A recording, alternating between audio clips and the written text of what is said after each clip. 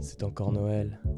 Les enfants ouvrent leurs cadeaux, petits et grands, et les parents du pays se réunissent pour sourire et se réjouir des joies qu'une famille peut apporter. Pour d'autres, ces moments sont révolus.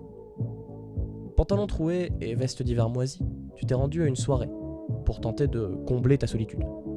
Tu ne connais personne, Last Christmas joue en fond, mais dans ton état de dépression actuel, tout semble lent. Enfermé dans la salle de bain, tu regardes par-dessus les routes vides de ton existence.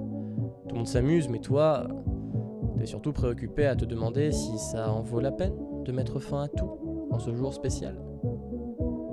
Ou est-ce que ça vaut la peine de continuer à te lever à 6h du mat, prendre ton café froid et ta première clope, la meilleure évidemment, tout en matant une vidéo de Thibaut InShape.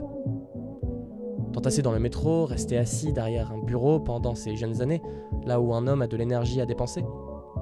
Être un chaînon du système financier insensé, déconnecté de toute trace d'humanité. S'enfermer dans les open space de la délation et de l'hypocrisie occupés par des gens qui n'ont rien, sinon un emploi. Des hommes qui mesurent leur virilité au nombre de syllabes qui composent l'intitulé de leur poste. Le paradis des jobs inutiles. Un jour, t'auras bien un ou deux gars qui sortiront du moule, et pour être immédiatement remplacés dans la semaine par d'autres jeunes, façonnés dans une école de commerce, prêts à entamer la fin de leur vie à tout juste 25 ans. Rien de plus terrifiant que la vie d'un clown dépressif. Plusieurs années plus tard, tu te poseras avec ton épouse, Coralie, dans un petit pavillon, acquis avec un crédit sur 25 ans, en périphérie de la ville pour n'être ni trop loin du travail, ni trop proche de la ville. Tes enfants, Titouan et Daenerys, vont apprécier l'école du coin. Vous aurez un labrador nommé Pistache, qui se fera promener les premiers mois puis oublié dans le jardin de 7 mètres carrés, ainsi qu'un hamster pour les enfants, Pringles, qui mourra au bout de 8 jours. Titouan lui faisant malencontreusement tomber dessus son iPhone 23S. Chaque dernier week-end du mois, avec Coralie et les petits Titouan et Daenerys, vous ferez une sortie au McDonald's, dans la zone industrielle de la ville. Et quand ce sera l'anniversaire des enfants, une soirée au flunch, avec Tata Sarah, sera prévue. Ils seront ravis, mais attention, tu ne devras surtout pas oublier le coupon 15%. Sinon Coralie va te faire la gueule, bien que ce soit toi qui payes à chaque fois les restos. Tu te considéreras un temps en pensant avoir contribué à l'humanité, mais au plus profond de toi, tu te souviendras qu'avant, tu avais des projets, des rêves, des révolutions. On est arrivé à un stade où obtenir un CDI est un rêve. Tu parles d'un French Dream. Petit master, petit CDI, petit crédit, petite maison, petit mariage, petits enfants, petit chien, petite retraite, petite mort, petite annonce dans le journal. Tu viens de partir de la soirée car c'était le moment où les couples se font et se défont et faut dire que tu faisais tâche dans le tableau, occupé à descendre des 8-6. Dans ta caisse, tu expulses des P ultra puissants et trop retenus, aptes à même transpercer le plus solide des jeans Levi's. L'huile de ton trou de balle se répand sur le siège conducteur, l'essence s'infuse. Jean-Pierre Parnot te demande « Mais quel est votre secret ?» Tu lui réponds, sourire aux lèvres, une clope à la main. Mon ADN anal. En réalité, tu te dégoûtes. Tu es arrivé à un stade où tu t'en fous de tout.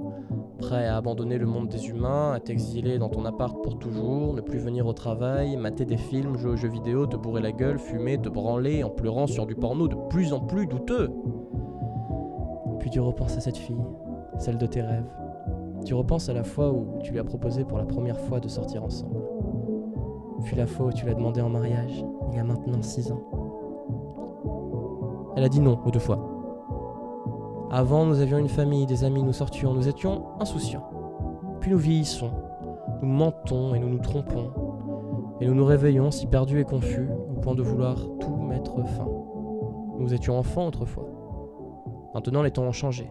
L'âge adulte est à l'horizon, pour beaucoup d'entre nous. Et si nous ne sommes pas trop rapides, la mort n'est pas loin.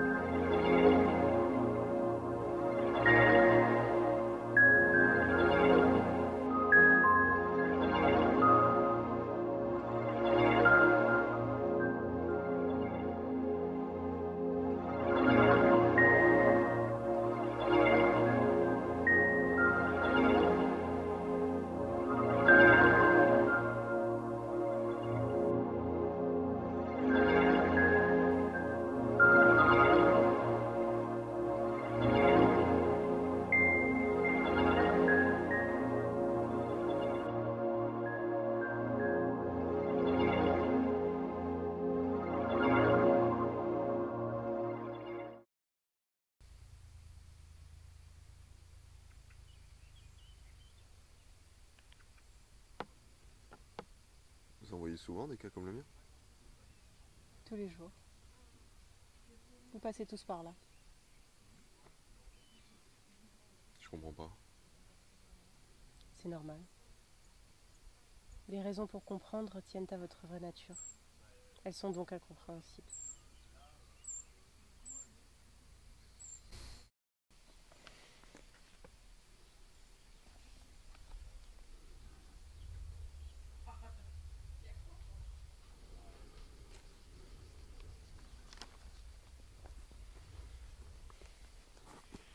Je croyais avant au jamais plus. Et maintenant, je sais que le jamais plus n'arrive jamais et que le pour toujours a une fin.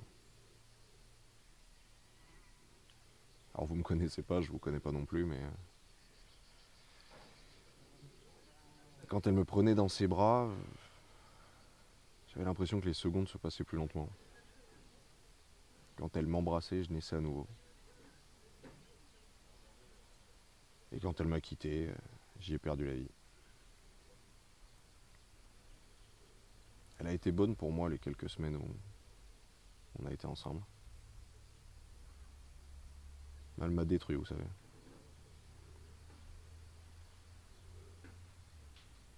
Voilà, pour parler rapidement, j'ai le cœur gros. Je sais que c'est hyper cliché de dire ça, mais bon. Non. Non, j'aime bien cette expression. Avoir le cœur gros. Comme si le manque n'était pas un vide, mais plutôt un plein. Un trop-plein débordant de souvenirs et d'émotions. Une grande absence ne s'efface pas. Elle devient une présence endormie que l'on emporte avec soi, à travers sa vie, ses peines, ses joies. J'ai rencontré quelqu'un, fabuleux. Elle habitait loin, alors on ne se voyait qu'en dehors du petit déjeuner, du goûter et du dîner. Vous vous êtes connus combien de temps?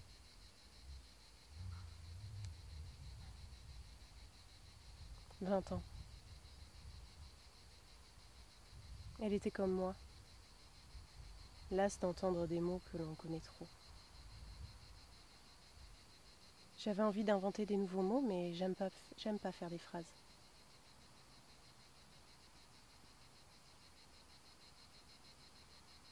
Une femme est une porte qui s'ouvre sur l'inconnu.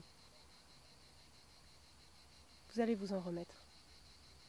Dites-vous bien que certains ne s'en remettent jamais de l'abandon. Jamais. Qui sont ces gens? Non, pas des gens. On y va ?